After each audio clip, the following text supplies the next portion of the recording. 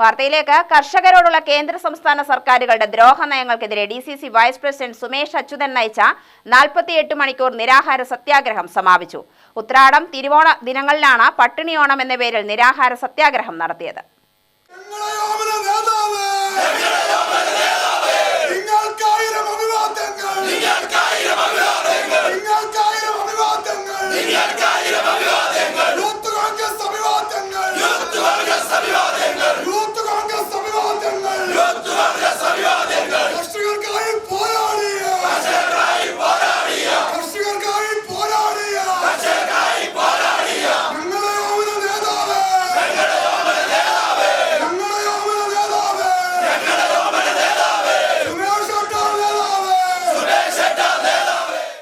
ശനിയാഴ്ച രാവിലെ 10 മണിയോടെ ചാണ്ടിയുമ്മൻ MLA സമാപന സമ്മേളനം ഉദ്ഘാടനം ചെയ്തു.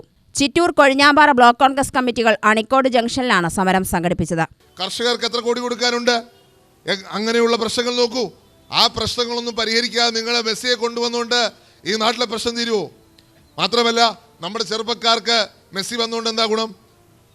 കാര്യമായിട്ട് ചോദിക്കുക. ഒരു മത്സരം നടന്നു, മെസ്സി കൈ കാണിച്ചു പോയി, 150 കോടി രൂപ.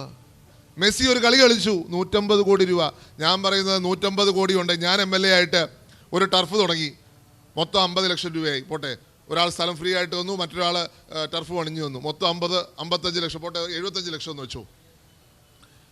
ഈ സർക്കാർ 150 കോടി കൊടുത്താൽ എത്ര ടർഫ് ഉണ്ടാക്കാം? മുതിർന്ന കോൺഗ്രസ് നേതാവ് K. അച്യുതൻ കരിക്കും വെള്ളം നൽകി ഉപവാസം അവസാനിപ്പിച്ചു.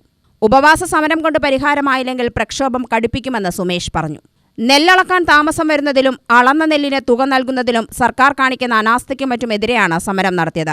മുൻ MP രമ്യ ഹരിദാസ്, സച്ചിദാനന്ദ ഗോപാലകൃഷ്ണൻ, K. മോഹനൻ, CB ബാബു തുടങ്ങിയവർ സംസാരിച്ചു. UTV news, Palakkad.